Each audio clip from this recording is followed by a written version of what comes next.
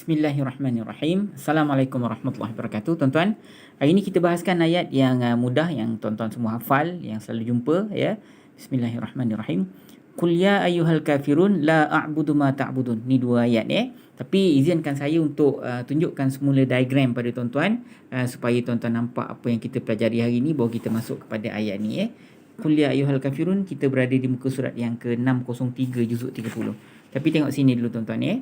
Kalimat-kalimat sendi, kalimat haraf. So yang ni kita dah bahas, nombor 1, nombor 2. Nombor 1 haraf athaf penyambung cerita, yang kedua haraf jar, yang ketiga haraf penegasan ataupun taukid, haraf taukid.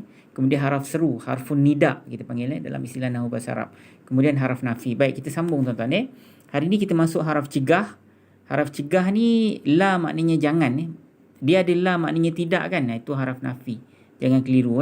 Tengok makna bawah dia. Kalau maknanya jangan, tu bukan haraf nafi, sebaliknya haraf cegah. Ataupun dalam istilah nahwu dipanggil haraf nahi. Haraf nahi. Kemudian haraf tanya ada dua saja, a dengan hal saja tuan-tuan. Yang selain daripada ni, kalimat pertanyaan semuanya adalah isim tanya, bukan haraf tanya.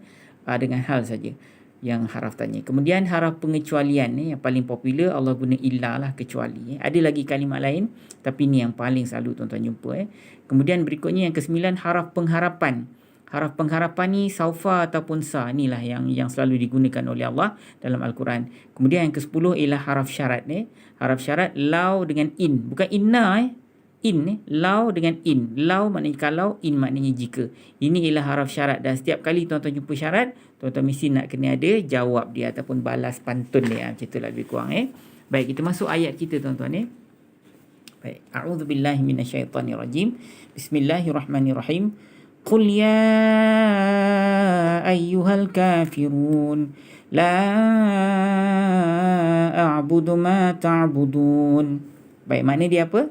Qul ya ayyuhal kafirun, katakan oleh engkau wahai Muhammad, ya ayyuhal kafirun, wahai orang-orang kafir, la a'budu ma ta'budun, tidaklah ataupun tidak aku sembah apa yang kamu sembah.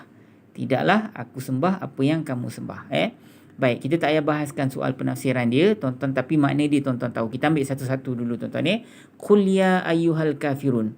Qul ya ayyuhal kafirun, maknanya ialah katakan oleh engkau wahai Muhammad, ya ayyuhal kafirun, wahai orang-orang kafir, la a'budu ma ta'budun, aku tidak sembah apa yang kamu sembah. Baik, kita ambil secara teknikal dulu tuan-tuan. Qul, katakan oleh engkau, katakan olehmu. Ini isim ke fi'il ke haraf tuan-tuan?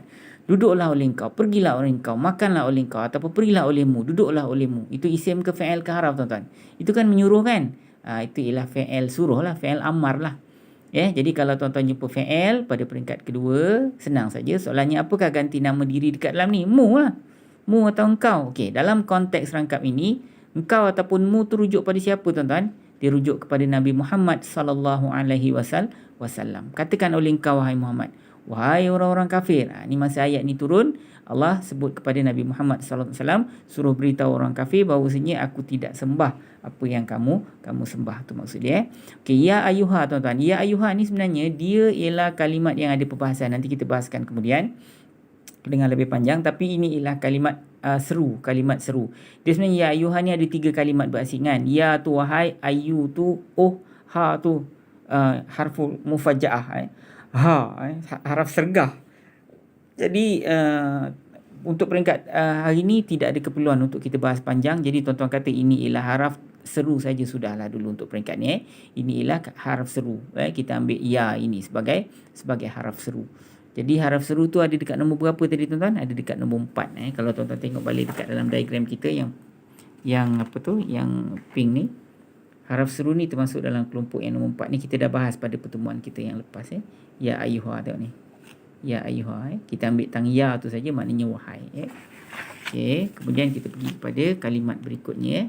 Al-kafiruna. Al-kafiruna ni maknanya orang-orang kafir ataupun orang-orang yang ingkar. Ini isim ke fi'il ke haraf tuan-tuan? Ni ada alif lam di pangkal kalimat, nampak tak? So inilah kalimat isim.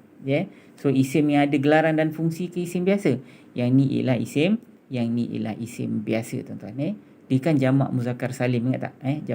Jamak salim. Kafirina, kafiruna. Saimina, saimuna. Dia jamak, sebab tu orang-orang. Alright. Ni isim biasa tuan-tuan. Ni bukan isim yang ada gelaran dan fungsi. Isim yang ada gelaran dan fungsi tu macam isim tanya, isim tunjuk, isim syarat dan sebagainya. Ni bukan ni isim biasa. Alright. La a'budu ma ta'budun. La maknanya tidak, tuan-tuan. La maknanya tidak. Ini isim ke fi'il ke haraf? Nanti makna dia dulu. La tidaklah a'budu aku sembah ma apa yang ta'buduna kamu sembah. Tidaklah aku menyembah apa yang kamu sembah. Okey. La maknanya tidak. Ini isim ke fi'il ke haraf, tuan-tuan? La tidak. Ini ialah kalimat isim ke fi'il ke haraf.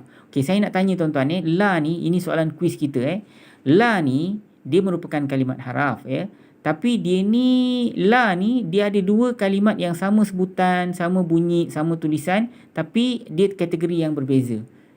Yang pertama ialah la haraf nafi, yang kedua ialah la haraf cegah.